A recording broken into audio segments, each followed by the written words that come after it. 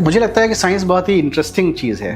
जब मैं खुद पढ़ाई कर रहा था तो कहीं ना कहीं मेरे दिमाग में था कि मैं साइंस में अपना करियर आगे बढ़ाऊं, और मैं चाह रहा था कि मैं देखूं कि वो कौन से लोग हैं जिन्होंने इंडिया में साइंस की है। कि ये जो दोनों नाम हैं, जब मैं इनकी बात करूं तो हाँ मैं इनको जानता था, लेकिन जब मैंने इस किताब को पढ़ना शुरू किया तो मुझे रियलाइज़ हुआ कि मैं इनको नहीं जानता था। जब अपनी ही वाइफ के साथ लिखना होता है तो ये कैसे डिसाइड होता है, मतलब ऐसा नहीं होता कि उन्होंने कह दिया कि भाई मैंने कह दिया है कि यही लिखा जाएगा तो यही लिखा जाएगा। कैसे आपने किया? असंभव को संभव करने की कोशिश हमने की है। ये भी एक धारणा थी कि भारतीय लोग जो है वो नए ज्ञान की खोज नहीं कर सकते। कि भारत के प्राचीन ज्ञान के क्षय और विकृत होने का मुख्य कारण कठोर जाति व्यवस्था थी, जिसमें समाज के एक वर्ग का ज्ञान पर एकाधिकार था। जब वहाँ पर जेसी बोस पढ़ाने गए तो उनके साथ जो है बिल्कुल वैसा ही व्यवहार किया गया जैसे कि उपनिवेश में होता है किसी गुलाम के साथ। कि भारतीय भाषाओं की जो पहली साइंस फिक्शन कहानी है वो जगदीश चंद्र बोस ने लिखी थी। ये जो सारा एनवायरनमेंट था, क्या जगदीश चंद्र बोस को जगदीश चंद्र बोस बनने में इस सारे एनवायरनमेंट का योगदान मानते हैं आप? तो उनकी सैलरी बहुत कई गुना कम जो है वो सामान्य प्रोफेसर से थी, तो उन्होंने लेने से इनकार कर दी थी सैलरी, और उन्होंने 3 साल तक सैलरी एक्सेप्ट नहीं की। और उस बीच में उन्होंने पूरी लगन के साथ क्लासेस को पढ़ाया। और अपने पिता के बारे में तो विशेष रूप से उन्होंने कई जगह लिखा भी है कि वो असफलता और सफलता के बीच जो फ़र्क है, जब मैं अपने पिता को देखता हूं तो वो मिट जाता है। कहना चाहूँगा कि जगदीश चंद्र बोस एक बहुत ही नेशनलिस्ट इंसान थे, और वो उनको अपने देश की बहुत फिक्र थी, बहुत उनको प्रिय था देश। पर वो नहीं जानता कि मैं ज्ञान की खोज में निकला हूँ। पैसे कमाने से मेरा कोई विशेष मेरा रुचि नहीं है मेरी इसमें। जगदीश चंद्र बोस टैगोर को लिखते हैं, उन्होंने इन्वेस्टमेंट किया चीज़ों में और अपने व्यक्तिगत पैसे से किया कि वो लास्ट तक आते आते कर्जदार हो गए, और इतने कर्जदार हो गए कि उस कर्ज को चुकाने के लिए जगदीश चंद्र बोस को लगभग 9 साल तक नहीं चुका पाए जगदीश चंद्र बोस नौकरी करने के शुरुआत के बाद। तो विज्ञान नए ज्ञान की खोज है, अगर हम उसको बहुत ही सरलतम भाषा में कहें तो। क्या कहीं न कहीं वो जो पौधों में जीवन वाला जो एक रिसर्च का उनका आइडिया था, क्या ऐसा लगता है कि वो उसी भारतीय परंपरा से निकल के आया? उन्होंने मेटल्स पे काम शुरुआत में किया था, धातुओं पे जी। तो उन्होंने कहा कि थक जाते हैं ये काम करते करते, तो लोगों ने बहुत मजाक बनाया था उनका कि ऐसा कैसे, थकान तो जीवित लोगों में होती है, निर्जीव लोगों में नहीं होती है।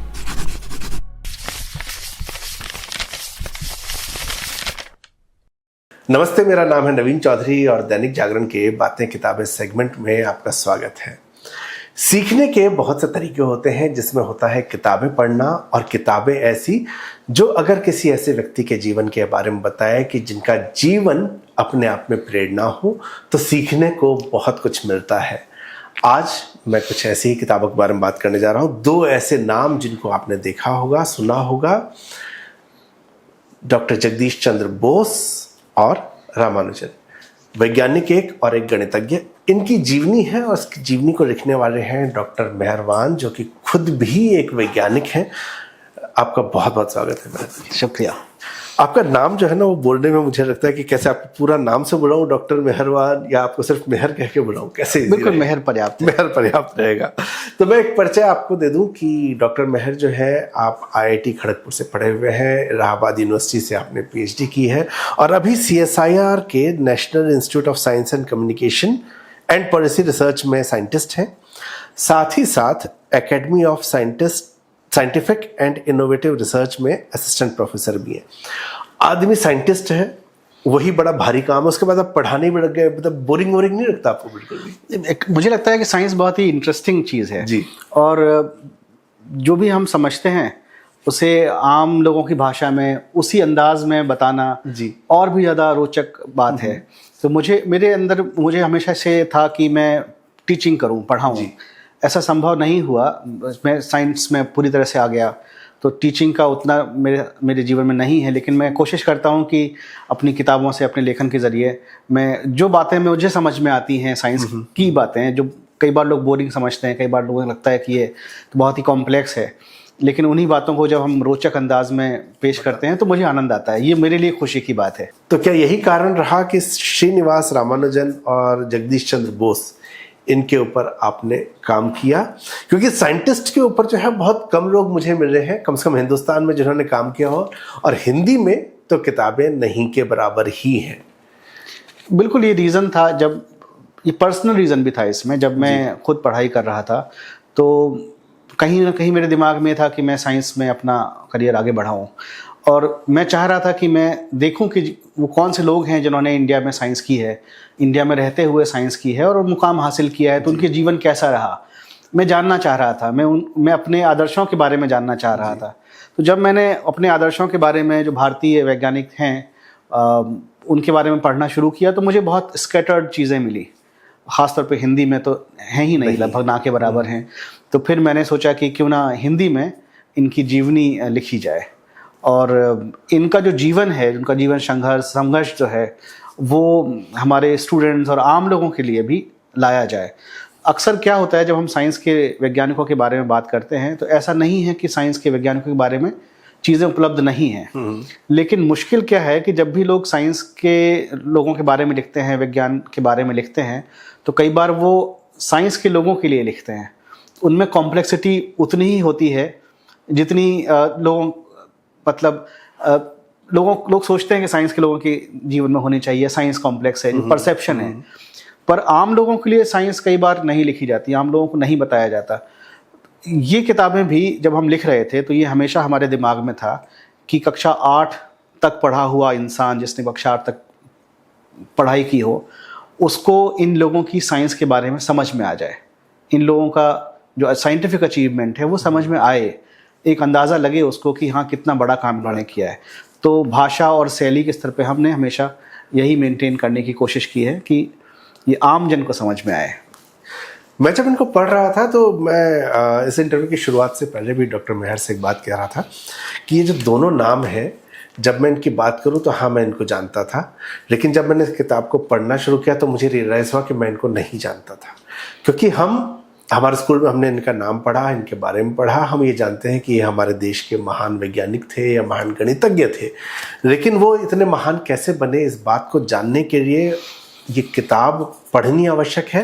क्योंकि किताब के अंदर बहुत रिसर्च के साथ और बहुत डिटेल में, बड़े इंटरेस्टिंग तरीके से बातें बताई गई हैं। ऐसा लगता है कि आप कहानी ही पढ़ रहे हैं, काफ़ी हद तक उस अंदाज में लिखा है। अच्छा, एक चीज़ मुझे बड़ी मैं कोशिश करता हूँ थोड़ा सा नारद टाइप बनने की। इस किताब में 2 राइटर्स हैं, जब हम रामानुजन की बात करते हैं, भारती राठौड़ और डॉक्टर मेहरबान। भारती जी आपकी वाइफ है, हम लोग लाइफ पार्टनर्स हैं आप। तो नॉर्मली क्या होता है कि जब 2 ऑथर्स होते हैं तो उसमें विषय को लेके अलग अलग तरीके से डिसाइड होता है कि मैं ये करूँगा या मैं ऐसा करूँगा, और दोनों लोग वो करते हैं। जब अपनी ही वाइफ के साथ लिखना होता है तो ये कैसे डिसाइड होता है? मतलब ऐसा नहीं होता कि उन्होंने कह दिया कि भाई मैंने कह दिया है कि यही लिखा जाएगा तो यही लिखा जाएगा। कैसे आपने किया? असंभव को संभव करने की कोशिश हमने की है। मतलब मैं उस मैथमेटिकल फॉर्मूले को क्या रामानुजन जी सॉल्व कर पाए थे जो आपने सॉल्व किया है, कि कैसे ये किताब हमने कोशिश की। असल में मैंने इसमें बहुत ही बुद्धिमानी से काम किया है, मुझे ऐसा लगता है। मैं इस किताब में, जब हम लोग इस पे काम कर रहे थे, तो मैं भारती जी के पीछे हो लिया, और बेहतरी इसी में थी, और सबसे आसान भी यही था। तो ये इस काम को लीड उन्होंने ही किया है, और मैं तो बस उनके पीछे एक अच्छे पति के रूप में था, और मैं उनके साथ था। तो क्या वो इतनी हार्ड टास्क मास्टर की दूसरी किताब आपने अकेले की है, या उन्होंने इतनी अच्छी ट्रेनिंग दी कि दूसरी किताब आपने अकेले? हम लोग साथ में ही काम कर रहे थे। जब हम ये दोनों किताबें लगभग एक साथ ही आई, तो मैं अपनी इस किताब पर अलग से काम कर रहा था, और साथ में वो भी काम कर रहे थे, हम साथ में दोनों लोग। ओके। अच्छा, एक साथ ही किताबें आई थी दोनों, ये 2 महीने का अंतर था, 3 महीने का। ओके। अच्छा, नाम जो है आज प्रमुख फोकस मेरा चूंकि इनके ऊपर है, ये लेटेस्ट किताब है, इसका नाम आपने इनके साथ दिया जगदीश चंद्र बोस के साथ, सूफी वैज्ञानिक।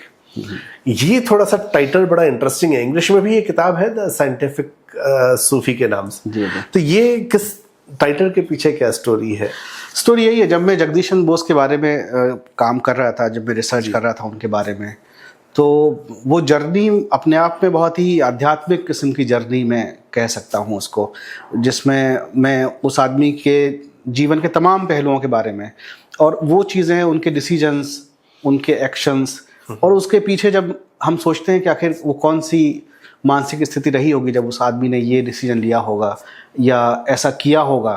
तो जब मैं वो सब सोच रहा था और रिसर्च कर रहा था तो मुझे लगा कि एक इंसान है जो सिर्फ ज्ञान की खोज में है और उसे मायावी चीज़ों से, हमारे भौतिक चीज़ों से बहुत मतलब नहीं है और उनकी प्रायोरिटी में वो कहीं है ही नहीं भौतिक चीज़ें। तो मुझे ऐसा लगा कि एक ऐसा आदमी है जो सेंट है, जो योगी है, जो सूफी है, सिर्फ ज्ञान की खोज में वो लगा हुआ है अंत तक। अपने लिए उसने अपने जीवन में कुछ भी नहीं किया, मैं कहूँगा कुछ भी नहीं किया। तो फिर मुझे ऐसा लगा कि इस किताब का नाम कहीं ना कहीं एक सूफी वैज्ञानिक की तरह हमें कहना चाहिए।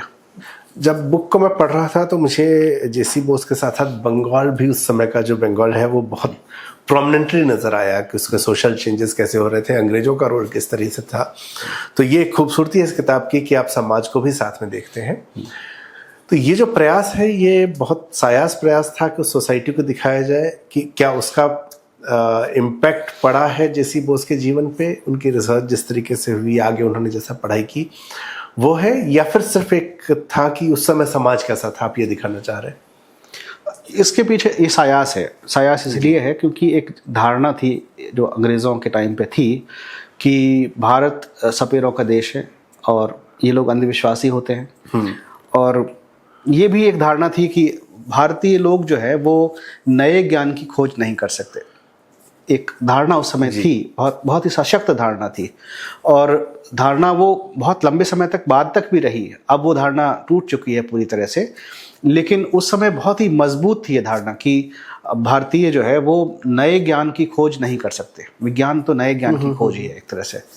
तो वैज्ञानिक चीज़ों में भारतीय शामिल ही नहीं हो सकते, इस तरह की बहुत ही मजबूत धारणा थी। उस मजबूत धारणा को जगदीश चंद्र बोस ने पूरी तरह से तोड़ा और ऐसा करने में वो पहले भारतीय माने जाते हैं। आधुनिक समय की अगर हम बात करें तो अगर हम विज्ञान और समय को देखें तो एक तो हमारी एंशिएंट साइंस है जिसमें आर्यभट्ट हैं, सुश्रुत हैं और बहुत सारे और लोग हैं। उसके बाद जो मॉडर्न साइंस है उसमें जगदीश चंद्र बोस हैं पहले, और उनको इसीलिए father of modern science in India भी कहा जाता है। तो जगदीश चंद्र बोस के आसपास का जीवन दिखाने का यही मकसद था कि वो समय क्या था। आज अगर हम उन बातों के बारे में बात करें तो शायद हमें लगा कि बहुत ही सामान्य सी बात है, वो छोटे से छोटे चीज़ें, एक्शंस उनके, पर उस ज़माने में बहुत बड़ी बात हुआ करती थी क्योंकि वो ज़माना और था। इसीलिए उस ज़माने को थोड़ा सा दिखाया है मैंने, क्योंकि एक आधार बिंदु मिल जाए और उस आधार बिंदु के बाद जब कोई पढ़ना शुरू करे तो उसे लगे कि ये जो छोटी छोटी बातें हमें आज जो लगती हैं वो उस समय कर रहे थे तो कितनी बड़ी बात थी। लेकिन मुझे आपकी किताब में पढ़ते हुए बहुत सी ऐसी चीज़ें मिली जिसको देख के मुझे लगा कि हम आगे बढ़े ही नहीं है। मैं एक लाइन आपकी किताब से इसमें पढ़ता हूँ। आधुनिक भारत के महान रसायनज्ञ आचार्य पीसी रे का मानना था कि भारत के प्राचीन ज्ञान के क्षय और विकृत होने का मुख्य कारण कठोर जाति व्यवस्था थी जिसमें समाज के एक वर्ग का ज्ञान पर एकाधिकार था। ये मतलब बहुत क्रूअल रियलिटी है हमारे समाज की। लेकिन आज के दौर में भी हम चेंजेस होते देख रहे हैं, लेकिन जिस दौर की ये कहानी है कम से कम हम 100 साल बाद, 100 के उससे ज्यादा की हम बात कर रहे हैं, 125-150 साल बाद की बात कर रहे हैं, तब भी इतना बड़े परिवर्तन होते नहीं दिखता है।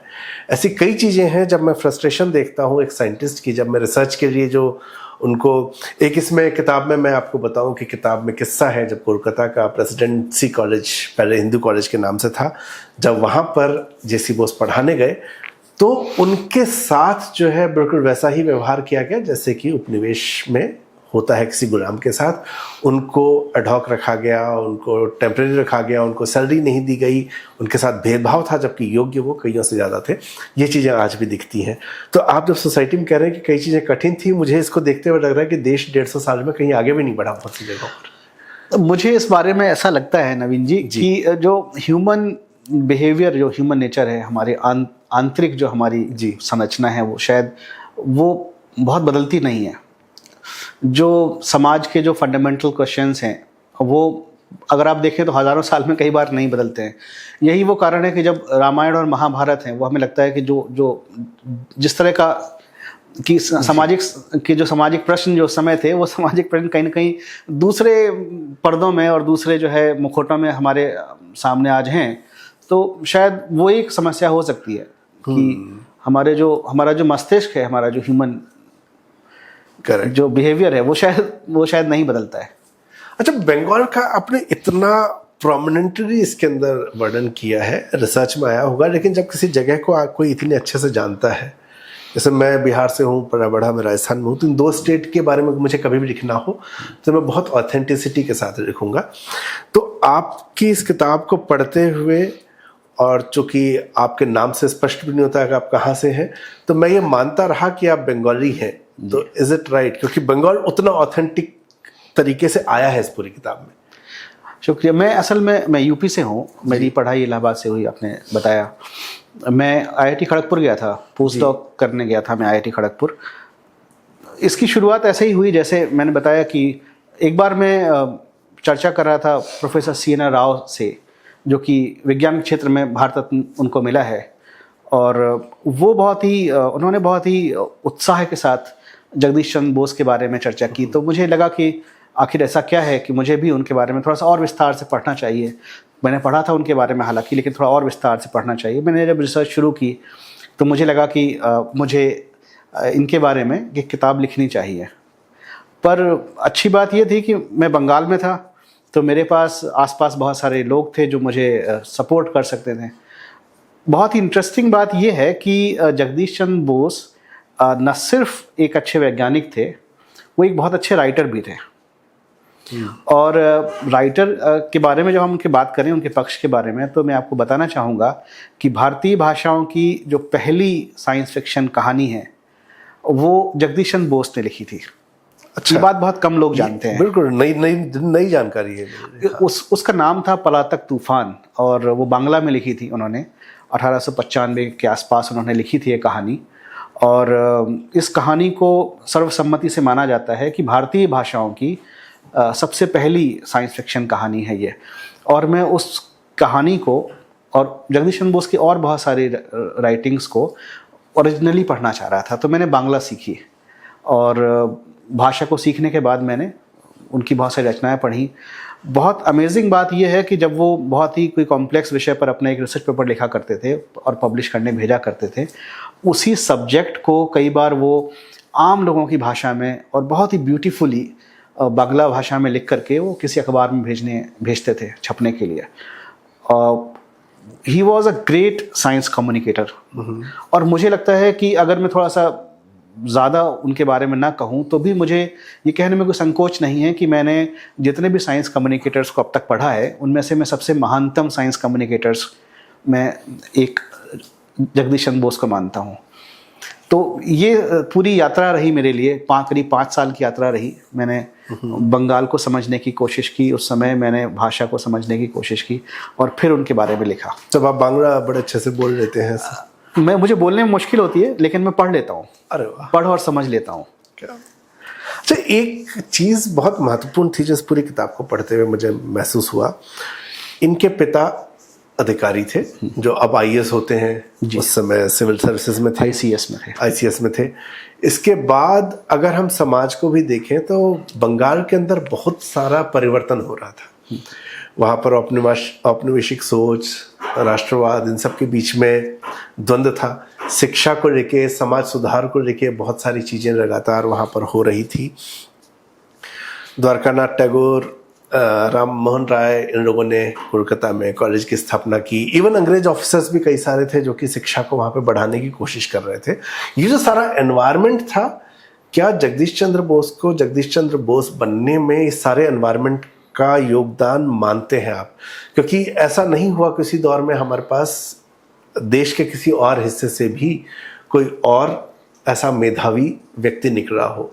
तो क्या एनवायरनमेंट एक बहुत बड़ा फैक्टर नहीं था उनके जिसी पर? बिल्कुल बड़ा फैक्टर था। और उनके फादर, मतलब मुझे ऐसा लगता है कि जगदीश चंद्र बोस के जीवन में जो बहुत सारे संघर्ष रहे, ऊंचे ऊंचे संघर्ष रहे, जिनसे एक संघर्ष की बात आपने की कि 3 साल तक उन्होंने जब उन्हें कम वेतन देने की बात की गई, क्योंकि वो भारतीय थे, वो पहले भारतीय थे जो प्रेसिडेंसी कॉलेज में प्रोफेसर हुए थे। तो उनकी पोस्ट को टेम्परेरी रखा गया और कहा गया कि हम देखेंगे कि आप कैसा पढ़ाते हैं, उसके बाद हम सोचेंगे, इस तरह की बात थी। तो उनकी सैलरी बहुत कई गुना कम जो है वो सामान्य प्रोफेसर से थी। तो उन्होंने लेने से इनकार कर दी थी सैलरी, और उन्होंने 3 साल तक सैलरी एक्सेप्ट नहीं की।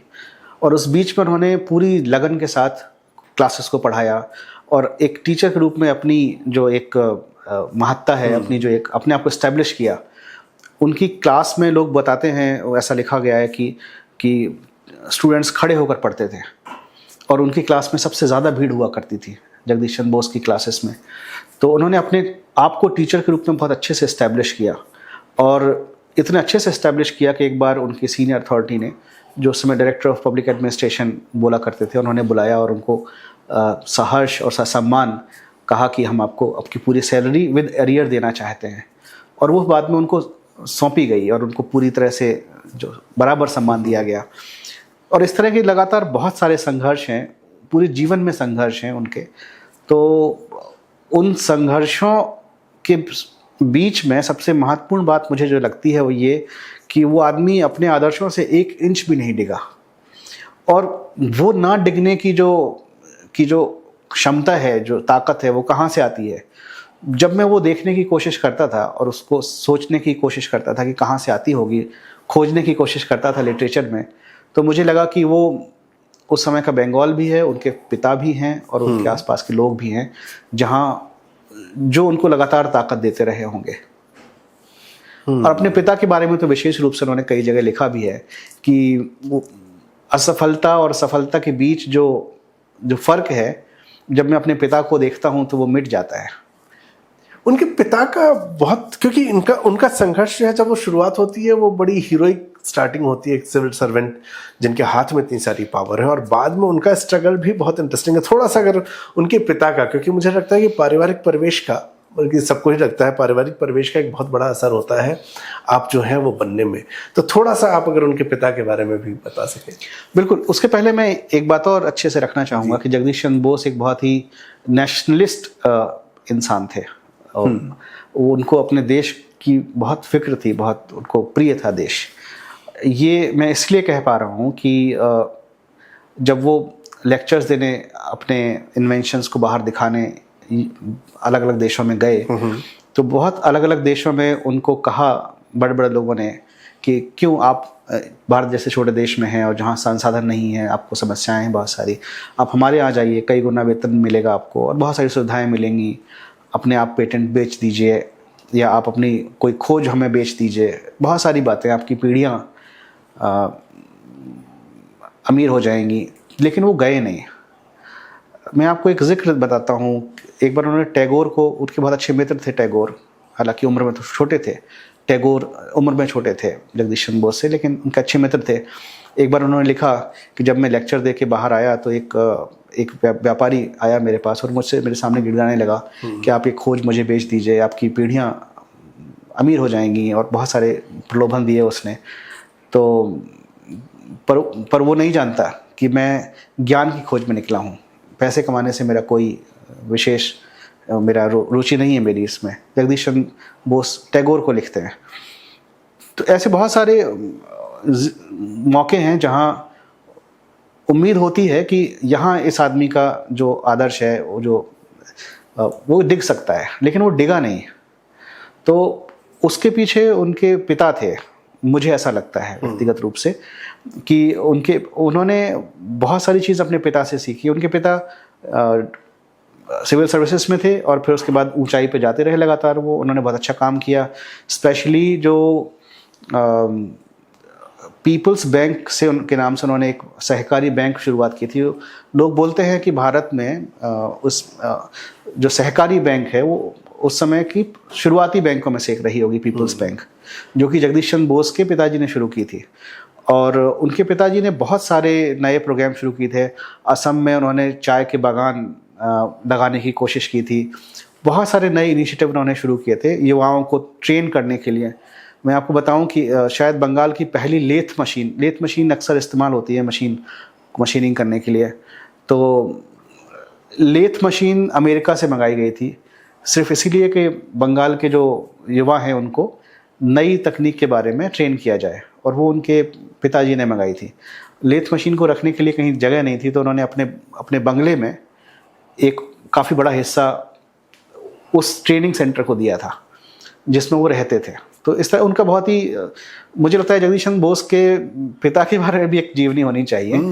वो पढ़ते हुए मुझे लगा था तो उन्होंने बहुत सारा काम किया, इतना काम किया और इतना इन्वेस्टमेंट किया चीज़ों में, और अपने व्यक्तिगत पैसे से किया कि वो लास्ट तक आते आते कर्जदार हो गए, और इतने कर्जदार हो गए कि उस कर्ज को चुकाने के लिए जगदीश चंद्र बोस को लगभग 9 साल तक नहीं चुका पाए। जगदीश चंद्र बोस नौकरी करने के शुरुआत के बाद बहुत सारी चीज़ें बेचनी पड़ी, बड़ी मुश्किल से वो कर्ज चुकाया गया, और उसी कर्ज के साथ साथ जब उन्होंने सैलरी लेने से मना किया तो मुझे लगता है कि वो अपने आप में बहुत बड़ा डिसीजन रहा होगा। किसी आदमी के ऊपर अगर भारी मात्रा में कर्ज है और वो कहे कि नहीं मुझे सैलरी नहीं चाहिए, मैं कैसे भी जीवन गुजारा कर लूँगा, तो ये अपने आप में बहुत ही मुश्किल बात है, हर किसी के लिए संभव नहीं है।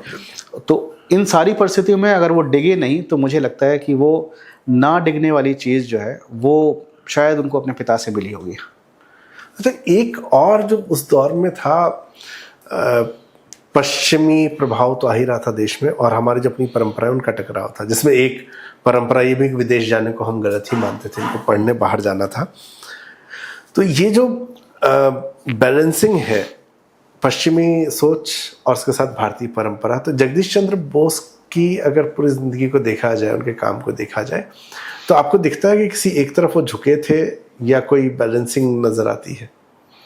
नहीं, बिल्कुल वो एक तरफ झुके थे। उनको उनकी भारतीय दर्शन में पूरी श्रद्धा थी उनकी भारतीय दर्शन में, और श्रद्धा इस तरह से थी कि वो हर जगह कहते भी थे। वो ये कहते थे कि और जो बहुत लॉजिकल लगता है, मुझे भी लॉजिकल लगता है, वो ये कहा करते थे कि विज्ञान अगर आपको करती है, हम विज्ञान के बारे में हम पहले समझें कि हम विज्ञान नए ज्ञान की खोज है। अगर हम उसको बहुत ही सरलतम भाषा में कहें तो विज्ञान नए ज्ञान की खोज करना है, और नए ज्ञान की खोज करने के लिए हमें नया पता होना चाहिए, क्या क्या हो चुका है और क्या नया हो सकता है इसके बारे में। और जगदीश चंद्र बोस ये मानते थे कि इस सब के लिए ओरिजिनलिटी की ज़रूरत है। जगदीश चंद्र बोस इस बारे में भी महान थे क्योंकि उन्होंने इस ओरिजिनलिटी को समझा था और उस ओरिजिनलिटी को साकार भी किया था। उनकी जितनी खोजें हैं वो इतनी ओरिजिनल थी, इतनी नई थी कि कई बार तो ऐसा हुआ कि उन खोजों को एक्सेप्ट करने में बहुत साल लग गए, इवन पश्चिम को भी। और जब कोई उनसे पूछता था कि आपके इस एहसास का, आपके इस ज्ञान का स्रोत कहाँ है, तो वो ये बोलते थे कि वो स्रोत भारतीय दर्शन में है। इसके बावजूद ये नहीं कहा जा सकता कि वो पश्चिम से प्रभावित नहीं थे। उनके पश्चिम में बहुत सारे मित्र हुआ करते थे और पश्चिम की बहुत सराहना करते थे, और उन्होंने ये तक कहा है कि शुरुआत में जो पश्चिम से उन्हें बैकलैश मिला, जो परेशानियां मिली, जो संघर्ष मिला, उसको हमेशा कहते रहे कि पश्चिम के लोग जब तक आपको नहीं समझते हैं तब तक, और आपकी खोजों को नहीं समझते हैं तब तक वो आपके खिलाफ खड़े होते हैं। जिस दिन वो समझ जाते हैं और कन्विंस हो जाते हैं, उस दिन से बाद वो आपके दोस्त हो जाते हैं और आपकी मदद करते हैं। तो ये जगदीश चंद्र बोला करते थे, जो कई मामलों में सत्य भी है। एक भारतीय दर्शन की आपने बात की, इसमें पौधों को लेकर, पौधों के जीवन को लेकर जो उनकी सबसे बड़ी खोज में से है वो, तो हमारा जो दर्शन है वो प्रकृति, हम लोग प्रकृति उपासक हैं मूल रूप से। देवता तो अपने बाद में बनाए, हमने तो पीपल के पेड़ को भी देवता बनाया, वायु भी देवता है, जल भी देवता है हमारे यहाँ। क्या कहीं ना कहीं, क्योंकि आपकी इस बात को सुनते हुए ये प्रश्न आया मेरे दिमाग में कि क्या कहीं ना कहीं वो जो पौधों में जीवन वाला जो एक रिसर्च का उनका आइडिया था, क्या ऐसा लगता है कि वो उसी भारतीय परंपरा से निकल के आया या फिर कोई और कारण? बिल्कुल भारतीय परंपरा से निकला है वो, और इस बात को जगदीश चंद्र बोस भी एक्सेप्ट किया करते थे। और आप देखिए कि पौधों में जीवन होता है, इसके बारे में तो चर्चा बहुत पहले से थी, उनके पहले भी थी। जगदीश चंद्र बोस का जो सबसे बड़ा जो कंट्रीब्यूशन है इस फील्ड में वो ये है कि उन्होंने पौधों के ये एस्टेब्लिश किया कि पौधों में भी तंत्र का तंत्र होता है, और वो तंत्र का तंत्र बहुत ही बेसिक किस्म का है, बहुत ही शुरुआती किस्म का है। हमारा जो तंत्र का तंत्र है बहुत ही कॉम्प्लेक्स है। क्योंकि एवोल्यूशन में बहुत कॉम्प्लेक्स हो गया। जगदीश चंद्र बोस ये कहा करते थे कि अगर आपको ह्यूमन माइंड समझना है, ह्यूमन माइंड की फंक्शनिंग समझनी है, ये आज से लगभग 100 साल पहले की बात मैं कर रहा हूँ, तब 125 साल पहले की बात, जब आज इतनी टेक्निक्स आ गई हैं और उस समय बहुत सारी टेक्निक्स नहीं थी, चीज़ें बहुत शुरुआत में थी रिसर्च। तो वो कहा करते थे कि अगर आपको ह्यूमन माइंड समझना है तो आपको पौधों के माइंड से शुरुआत करनी चाहिए। और इसके पहले ये अगर हम कहें कि पौधों में तंत्र का तंत्र होता है या नहीं, ये बात वेस्ट के लगभग सारे पादप विज्ञानी मानने को तैयार नहीं थे, क्योंकि वेस्ट ये मानता था कि 2 तरह के क्लासिफिकेशन है, सजीव और निर्जीव का, और वो क्लासिफिकेशन इस बेस पर है कि किस में तंत्र का तंत्र होता है, किस में नहीं होता है। तो चूंकि ये माना जाता था कि पौधों में तंत्र का तंत्र नहीं होता है, तो वो एक पूरी तरह से अलग थे हमसे, जिन्हें हम सजीव कहते हैं, जिनमें खून होता है, जिनमें ब्रेन है, उनसे अलग माने जाते थे। जगदीश चंद्र बोस ने पहली बार ये साबित किया कि नहीं, उनमें भी बेसिक किस्म का तंत्र है, और उन्होंने बहुत सारे एक्सपेरिमेंट्स किए। उसकी पूरी अलग कहानी है जो किताब में है, उनके संघर्ष की कहानी, कि किस तरह से उनको लोगों ने परेशान किया, उनके खिलाफ बहुत सारे प्रोपेगेंडा चलाए, और ये एक कारण भी है जिस कारण से उनको नोबेल प्राइज़ नहीं मिला। मेरा ये मानना है कि उनकी इस खोज के लिए उन्हें नोबेल प्राइज़ मिलना चाहिए था, लेकिन कहीं ना कहीं चीज़ें गलत दिशा में गई, जिस कारण से उन्हें नोबेल प्राइज़ नहीं मिला। वो हकदार थे, लेकिन इन सबके पीछे, जैसा कि आप भी कह रहे हैं, कि उस सबके पीछे उनका ये सोचना था कि हम सब एक हैं। जो अद्वैत का जो सिद्धांत है, वो एक सिद्धांत शायद कहीं उनके इन खोजों में परिलक्षित होता था, नजर आता है। यहाँ तक कि मैं एक और बात आपको बताना चाहूँगा। यहाँ पे बहुत सारे लोग हम इस बारे में सोचते ही नहीं कभी। आज हम ये सोच रहे हैं कि मशीनें अगर आप बहुत ज़्यादा इस्तेमाल करें उनका, तो वो डिफ़ॉर्म हो जाते हैं, मटेरियल्स बहुत डिफ़ॉर्म हो जाते हैं। ख़ासतौर पे जो भारी मशीनें हैं, उनको कहा जाता है कि एक ख़ास समय के लिए ही आप चलाइए, उसके बाद थोड़ा रेस्ट दीजिए उनको, उसके बाद दोबारा चलाइए, तब अच्छे से चलेंगी मशीनें। ये जो फटीग, जिसे आज हम टेक्निकली बोलते हैं, ये fatigue in non living things, इसके प्रणेता भी जगदीश चंद्र बोस रहे हैं। इसको पहली बार जब उन्होंने पहली बार कहा कि मशीनें भी, मतलब सामान्य मेटल्स है ना, उन्होंने मेटल्स पे काम शुरुआत में किया था, धातुओं पे, तो उन्होंने कहा कि ये थक जाते हैं ये काम करते करते। तो लोगों ने बहुत मजाक बनाया था उनका कि ऐसा कैसे, थकान तो जीवित लोगों में होती है, निर्जीव लोगों में नहीं होती है। तो फटीग इन मटेरियल्स और नॉन लिविंग थिंग्स, इसकी शुरुआत, ये पूरे फील्ड की शुरुआत जगदीश चंद्र बोस से हुई है। क्या जो आज चल के हम जितने बड़े बड़े मशीनें हैं, हवाई जहाज़ हैं, इन सब में जो भी एलिमेंट्स लगे होते हैं, अलॉयज लगे होते हैं, उनमें हम फटीग मेज़र करते हैं कि कितने साइकिल्स काम करने के बाद ये अपनी प्रॉपर्टीज़ को छोड़ रहा है, और उसी हिसाब से हम उन मटेरियल्स का इस्तेमाल करते हैं। लेकिन इसकी शुरुआत जगदीश चंद्र बोस से होती है।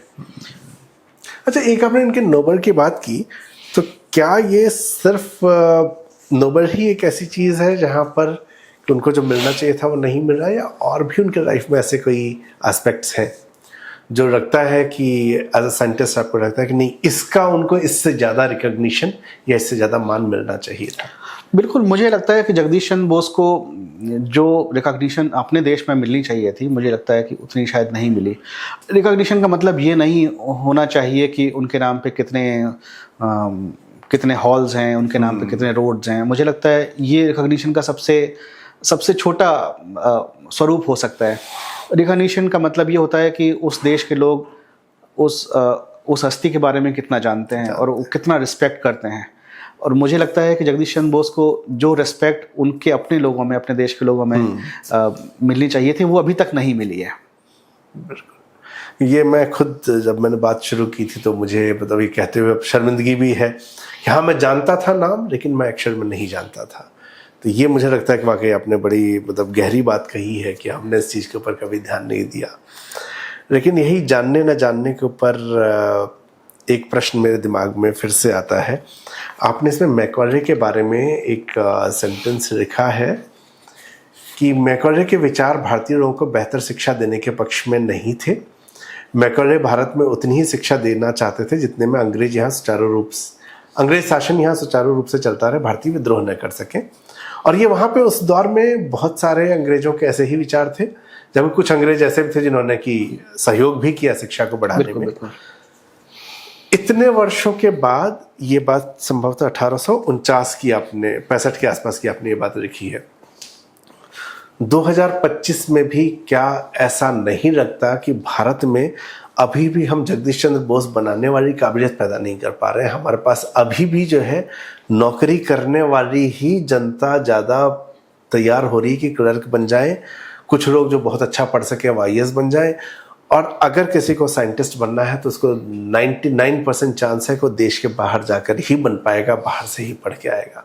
मैं एक पब्लिशिंग हाउस में, इंटरनेशनल पब्लिशिंग हाउस में काम करता था, वहाँ हम रिसर्च बुक्स ही छापते थे, और ये बताते हुए बड़ा अजीब लगता है कि उन्हीं भारतीय लेखकों की हमने किताबें ज़्यादा छापी हैं जिन्होंने किसी बाहर की यूनिवर्सिटी से जाके रिसर्च किया हो, क्योंकि यहाँ पे किया हुआ रिसर्च छपने योग्य ही नहीं होता था। तो क्या आज भी वो सिचुएशन नहीं है? वैसी सिचुएशन नहीं है, और समय समय पर ऐसा हुआ है कि बहुत अच्छा काम किया है भारतीयों ने, लेकिन ये शायद सिस्टम की बात कर रहा हूँ। हाँ, मैं पूरे सिस्टम की बात कर रहा हूँ कि उसमें बेशक इस तरह का जब सवाल बृहद हो, कंसर्न बृहद हो, तो ऑब्वियस सी बात है कि कोई एक जिम्मेदार नहीं हो सकता है, हम एज ए सोसाइटी ही जिम्मेदार हो सकते हैं। बिल्कुल। तो मेरा ऐसा मानना है, जब मैंने थोड़ा सा पढ़ना शुरू किया भारतीय वैज्ञानिकों के बारे में, तो मैं ये पूरी जिम्मेदारी से बात कह सकता हूँ कि भारत में बहुत सारे अच्छे इन्वेंशंस हुए हैं, भारत में बहुत सारे अच्छे फंडामेंटल साइंस हैं, जो अच्छे स्तर की फंडामेंटल साइंस जो खोजी गई है। मुश्किल बात यह है कि हम उसको सेलिब्रेट नहीं करते। चूँकि हम उसको सेलिब्रेट नहीं करते, हमें वो पता नहीं होती और हम उनसे इंस्पायर नहीं होते। तो और ये एक पूरी कड़ी है। अब अगर आप देखें कि एक दौर था भारत में जब जगदीश चंद्र बोस थे, जब CV रमन हुआ करते थे, जब PC रे हुआ करते थे, बहुत सारे नए काम हुए उस समय और बहुत सारी अच्छी साइंस खोजी गई। भारत को एक नोबेल प्राइज़ भी मिला CV रमन के रूप में। तो वो दौर था जब साइंस को लोग सेलिब्रेट किया करते थे। अगर मुझे कहीं कमी नज़र आती है तो वो ये है कि आज हम साइंस को या हम साइंटिफिक अचीवमेंट्स को उतना सेलिब्रेट आज भी नहीं करते हैं। और चूंकि हम सेलिब्रेट नहीं करते हैं, हम वैसा होना नहीं चाहते। हम वही होना चाहते हैं हमेशा जिसको हम सेलिब्रेट करते हैं। अगर आप देखेंगे कि कोई समाज ज्ञान के उच्च स्तर को सेलिब्रेट करना चाहता है और करता है, तो उसके बच्चे भी उसी स्तर का ज्ञान या उससे बेहतर ज्ञान की खोज करने की कोशिश करते हैं। वो शायद अभी भी नहीं है। मैं इसको विद फैक्ट बताना चाहूँगा। अगर आप पूछें कि मैं नाम लेना चाहूँगा मेघनाथ साहा का।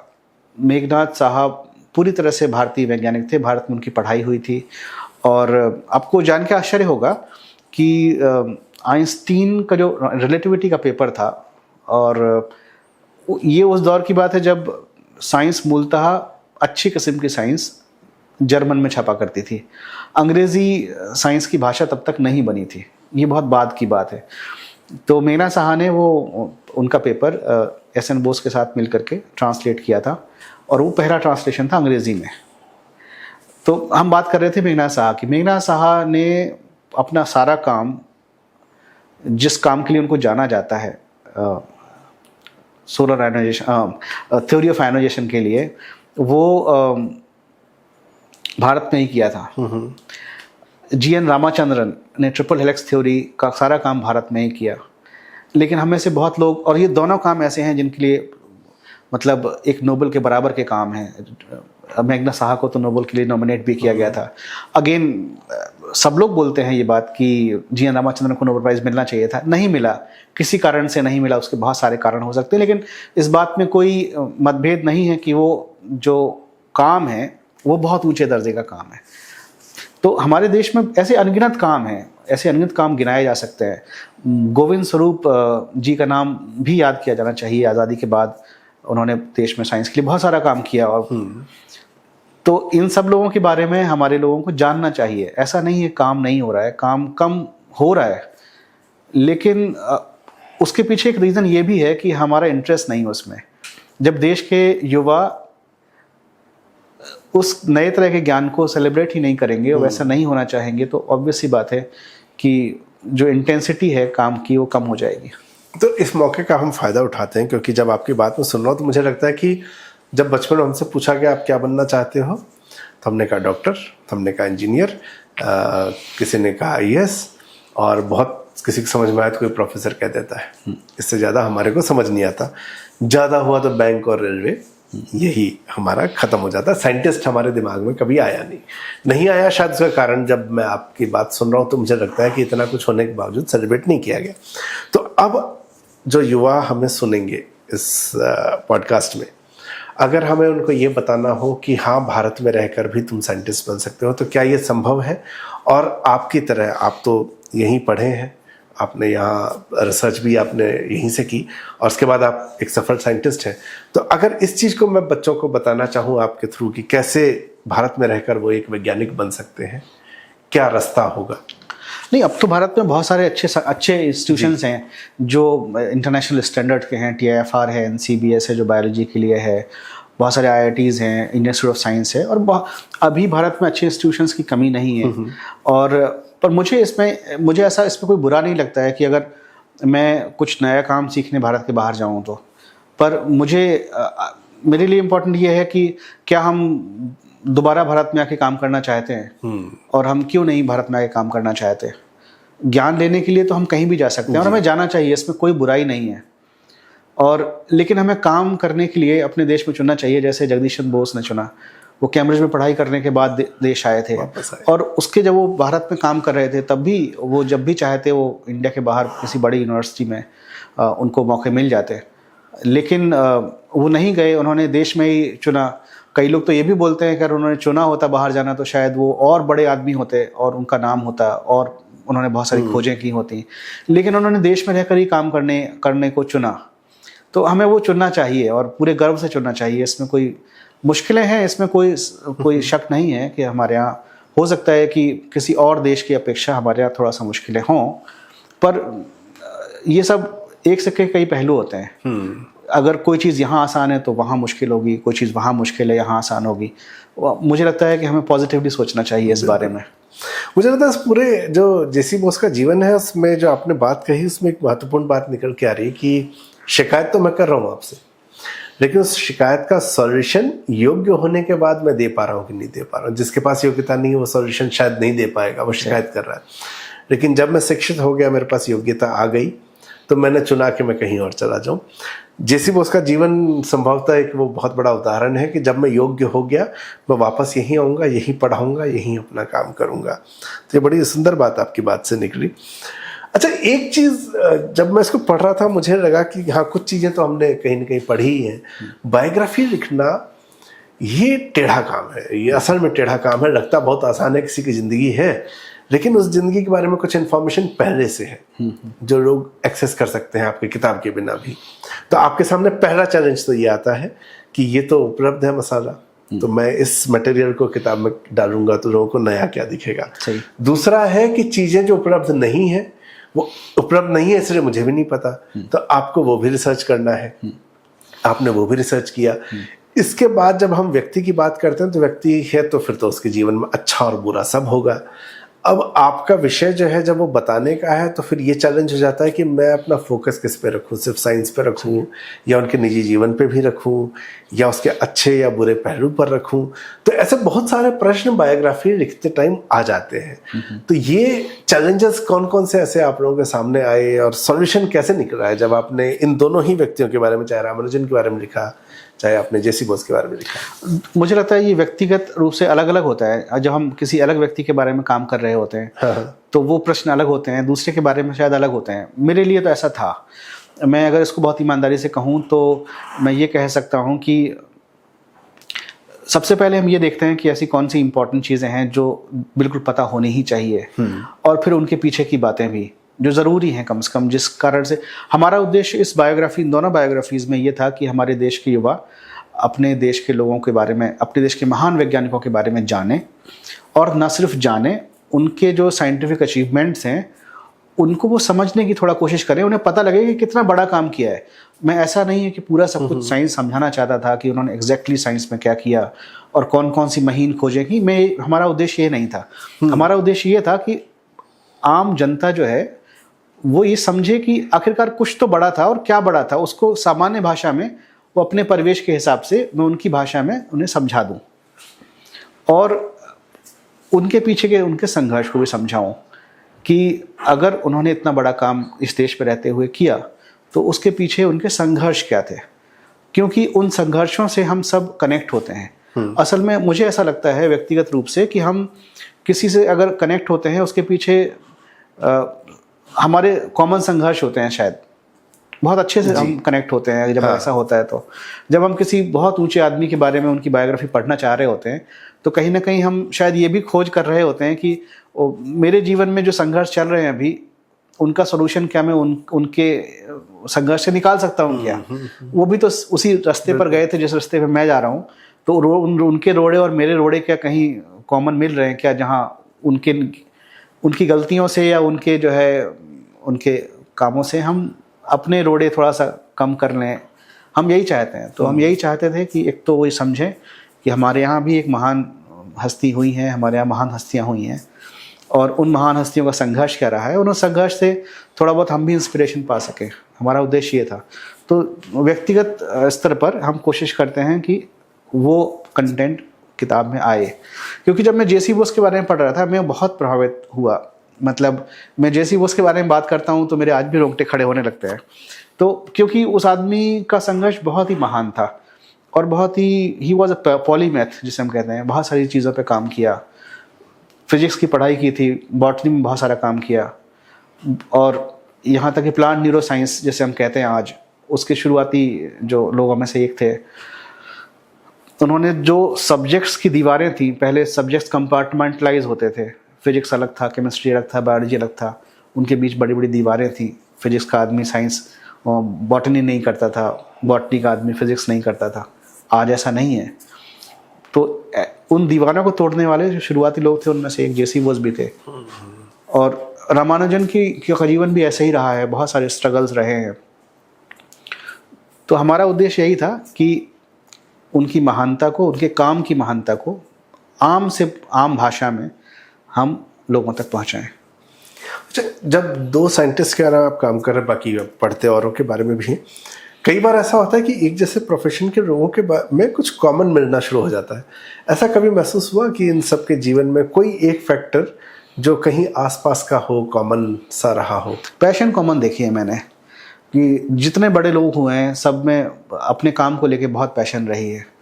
और रामानुजन के जीवन की अगर आप बात करें, उनका जीवन सिर्फ 32 सालों का ही था, और वो 32 साल में उन्होंने इतना सारा काम किया कि उस काम को कई 100 पीढ़ियों तक याद किया जाएगा।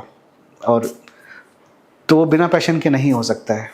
और वो भी तब जब कि आप तमिलनाडु के किसी बहुत छोटे से गांव में पैदा हुए हों, और फिर आपका जीवन आपको दुनिया के सबसे महानतम इंस्टीट्यूशंस तक ले जाता है, आपको दुनिया के तमाम महानतम गणितज्ञों के साथ काम करने का, बैठने का मौका देता है, और आप काम करते हैं और पूरी दुनिया में सराहे जाते हैं। तो ये जो संघर्ष है, वो संघर्ष बहुत ही फैसिनेटिंग है, हम सब के लिए बहुत फैसिनेटिंग है। अगर हम जब पढ़ना बैठते हैं तो लगता है कि कैसे एक आदमी वहाँ से वहाँ तक पहुँच सकता है। अच्छा, दोनों लोगों के जीवन में अगर देखा जाए तो किसका स्ट्रगल ज़्यादा था? मतलब सबके अपने अपने रहे होंगे, अपने अपने स्तर पे ज़्यादा ही होते हैं, लेकिन अगर हम उसको दो तरीके से कोशिश करते हैं, मैं डिवाइड करने की कोशिश करता हूँ स्ट्रगल को। एक है कि आर्थिक आधार पर, दूसरा है परिवेश के आधार पर जो स्ट्रगल है वो, और तीसरा सपोर्ट सिस्टम के आधार पर। तो उसमें किसका स्ट्रगल ज़्यादा कम लगा इन तीनों चारों, या और भी कोई फैक्टर है आपको लगता हो तो? आपने इसका जवाब अपने सवाल में ही दिया है कि सबके स्ट्रगल्स अलग अलग होते हैं जी, और वो अलग अलग स्ट्रगल्स में अलग अलग इंटेंसिटी भले ही सेम हो, लेकिन स्ट्रगल्स का नेचर अलग अलग होता है। जगदीश चंद्र बोस का स्ट्रगल अलग था, उनका जीवन लंबा था, और उनका असली स्ट्रगल मैं मानता हूँ कि जब शुरू हुआ जब वो भारत वापस आए विदेश से पढ़ने के बाद। पर रामानुजन का स्ट्रगल अलग था। रामानुजन का स्ट्रगल अपने गांव से निकल करके फिर मद्रास यूनिवर्सिटी और वहाँ से इंग्लैंड जाने तक का स्ट्रगल था, वहाँ फिर काम करने का स्ट्रगल भी था। तो रामानुजन का जीवन में जो स्ट्रगल था वो व्यक्तिगत बहुत था, क्योंकि उनको सपोर्ट्स मिलते रहे लगातार। मुझे ऐसा लगता है कि अगर मैं कभी बात करूं कि इस देश में किस तरह से प्रतिभाओं को सहेजा जाना चाहिए, तो मुझे लगता है कि उनमें से एक केस रामानुजन का भी पढ़ा जाना चाहिए कि रामानुजन को कैसे सहेजने की लोगों ने कोशिश की। तो मुझे लगता है कि हर एक स्तर पर जितनी भी संभावना हो सकी, जितना संभव हो सका लोगों ने, और बेहतर तो हमेशा हो सकता है, लेकिन जितना भी हुआ लोगों ने कोशिश की उनको सहेजने की, उनको सपोर्ट करने की, और बाद तक जिसका जिक्र किताब में है। लेकिन जगदीश चंद्र बोस का जो संघर्ष है वो बहुत व्यक्तिगत है, क्योंकि उन्होंने अपने आदर्श खुद बनाए हुए हैं और उन आदर्शों से वो हिल नहीं रहे हैं। हालांकि ये सेम बात रामानुजन में भी है। मैं वही कहता हूँ कि पैशन इज कॉमन, लेकिन संघर्ष अलग किस्म का है उनका। अच्छा, आपकी अब जो मतलब आखिरी सवाल मेरा ये है, आप इसी विषय पर ही रहे हैं, वैज्ञानिकों के बारे में ही, तो ऐसे और कोई वैज्ञानिक, क्या ये 2 पे कहानी रुक जाएगी या और वैज्ञानिक आएंगे? और आएंगे तो आप किन किन के ऊपर अभी और काम करना चाहते हैं जिसके बारे में हम भारतीयों को और जानना चाहिए? मुझे ऐसा लगता है कि हम सारे लोगों को भारतीय होने के नाते भारत में जितनी भी साइंस हुई है उनमें से कम जो महत्वपूर्ण लोग हैं उनके बारे में ज़रूर जानना चाहिए। और अगर मैं कुछ नाम गिनाऊं, हालांकि अनगिनत नाम हैं, हमें सबके बारे में जानना चाहिए, लेकिन हमें प्रमुख रूप से जो नाम गिनाऊं उनमें मेघनाथ साहा के बारे में हमें ज़रूर पढ़ना चाहिए, उनके संघर्ष के बारे में पढ़ना चाहिए, हमें GN रामाचंद्रन के बारे में पढ़ना चाहिए, हमारे देश के बच्चों को गोविंद स्वरूप के बारे में पढ़ना चाहिए। प्रोफेसर गोविंद स्वरूप ने बहुत उम्दा काम किया अपने जीवन में और पूरे दुनिया में भारत का नाम ऊंचा किया। हम में से बहुत सारे लोग उनका नाम नहीं जानते होंगे, लेकिन उनके बारे में जानना चाहिए। और ऐसे बहुत सारे अनेक वैज्ञानिक हैं, मतलब एक लंबी फहरिस्त है जिनके बारे में हम सबको जानना चाहिए। और इस जानने की प्रक्रिया में मैं कोशिश करूँगा कि मैं कुछ मदद कर सकूँ लोगों की। तो कौन से, किन के ऊपर आप, अगर सब इसके बाद इमीडिएट कुछ लिखना हो तो आप किन के ऊपर? मैं इन तीनों लोगों के बारे में लिखना चाहूँगा। जब मैंने आखिरी सवाल कहा था, पर बात करते करते मुझे एक सवाल, बहुत महत्वपूर्ण सवाल था जो मेरे से छूट गया। हमारा जो ये चैनल है ये हिंदी है, हम उसका नाम है, और हिंदी है हम से जो हमारा तात्पर्य है वो भारतीय होने के गर्व से और अपनी भाषा। हिंदी से तात्पर्य सिर्फ हिंदी नहीं है, अगर आप तमिल हैं, बंगाली हैं, जो भी हैं, तो हमारी जो भाषा है उस पर हमें गर्व है। तो यहाँ पर हिंदी से हम वो बात करते हैं। जगदीश चंद्र बोस के जीवन में एक बहुत महत्वपूर्ण फैक्टर था, वो ये था कि उनके पिता सिविल सर्वेंट होने के बावजूद, तमाम क्षमताएं होने के बावजूद, उन्होंने JC बोस को, जगदीश चंद्र बोस को शुरुआती जो पहले 5 साल 6 साल की जो शिक्षा है वो मातृभाषा में दिलवाई, जो कि मुझे लगता है कि उनके अंदर वो जो भारतीयता को जीवित करने का, ऐसा मैं मानता हूँ कि कहीं कहीं एक बहुत बड़ा शायद पौधा वहाँ से पनप गया होगा। लेकिन आज की तारीख में, और ये मेरा कोई अंग्रेजी से विरोध की बात नहीं है, उस इंटरनेशनल भाषा है, उसका एक अपना महत्व है, लेकिन हम ये नोटिस कर रहे हैं कि धीरे धीरे भारत के अंदर हिंदी में प्रायः ये कमी मुझे नज़र आती थी कि हमने कोशिश की कि हम अपनी भाषा छोड़ के, जैसे बाहर जाते हैं हम दूसरी भाषा, लेकिन वेस्ट बंगाल के अंदर, बंगालियों के अंदर एक प्राइड है अपनी भाषा को लेके। पब्लिशिंग इंडस्ट्री में काम करते हुए कुछ वर्षों में मैंने देखा कि अब वहाँ पर भी कहीं कहीं क्षरण हो रहा है। नया जो युवा है वो बोल तो लेता है, वो बंगाली को उस तरीके से पढ़ नहीं पा रहा, क्योंकि उसकी भी शिक्षा दीक्षा उधर जा रही है। यही मराठी में दिख रहा है और यही दक्षिण में दिख रहा है, जहाँ पर कि वो प्राइड भाषा के साथ जुड़ा हुआ है। तो क्या भारत में अभी जो है अपनी भाषा को लेके आपको भविष्य, आप काफ़ी जगह घूमते हैं, मिलते हैं लोगों से, क्या आपको लग रहा है कि भारतीय भाषा में क्षरण हो रहा है, जो चिंता हम देख रहे हैं जगह जगह, जिसमें हिंदी को लेकर हम स्पेसिफिकली बात करें? अगर आप डेटा की बात करें तो आपने सही कहा, इसमें कोई शक नहीं है कि जो आंचलिक भाषाएं हैं ये उनके लिए मुश्किल का दौर है। लगभग भाषाई उपनिवेशवाद का दौर है ये, अगर हम बहुत ही उस तरह से कहें तो ये मुश्किल तो है ये दौर, जब आप अपनी आंचलिक भाषाएं खो रहे हैं अपनी। पर ऐसे में मुझे ऐसा लगता है कि उन्हें बचाने की कोशिशें करनी चाहिए, और कोशिशें हो रही हैं, भले ही कोशिशें उतनी मजबूत ना हों या कि ऐसा रोक पाएँ, लेकिन कोशिशें हो रही हैं और हम सबको कोशिश करनी चाहिए।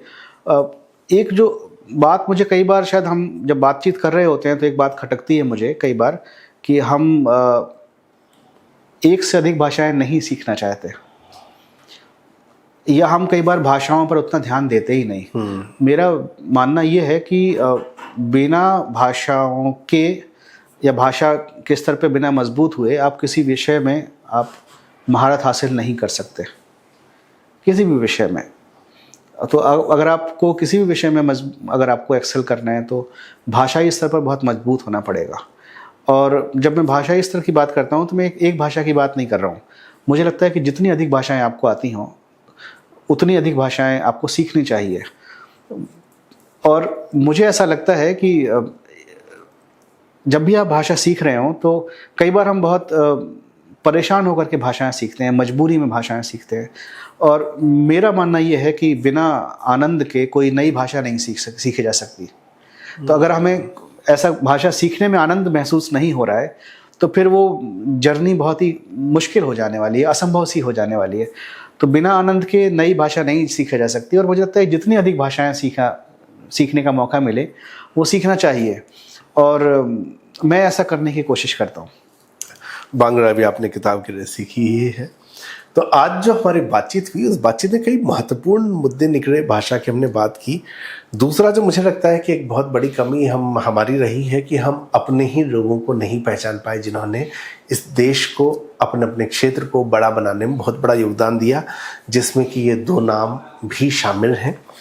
किताब मैंने पढ़ी, कहानी की तरह किताब चलती है, आनंद आता है उन घटनाक्रम को आप देखते हैं, और तब इनको पढ़ने में ज़्यादा आनंद आता है जब ये पता चलता है कि कहानी की तरह तो लिखी गई है लेकिन कहानी नहीं है। आपके सामने एक इमेज लगातार बनती जाती है कि ये एक व्यक्ति हमारे देश में पैदा हुए थे, ये एक दौर था, उस दौर को आपने कभी इतिहास में पढ़ा, और जब वो इतिहास में आप उस दौर को पढ़ रहे थे उस समय एक व्यक्ति हमारे बीच में साइंस के ऊपर काम कर रहा था, एक व्यक्ति अपने आप को तैयार कर रहा था एक नई खोज करने के लिए।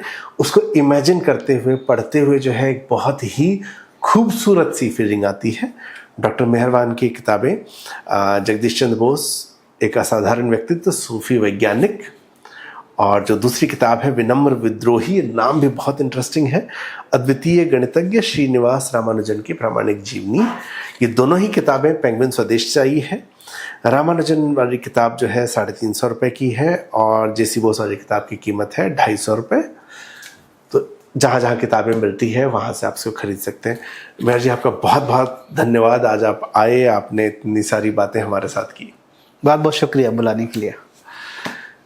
तो अच्छी बातों को अपने पास नहीं रखना चाहिए, उसको आगे शेयर करना चाहिए। तो इस बातचीत अच्छी लगे तो शेयर करें, लाइक करें, सब्सक्राइब करें। दैनिक जागरण हिंदी है हम।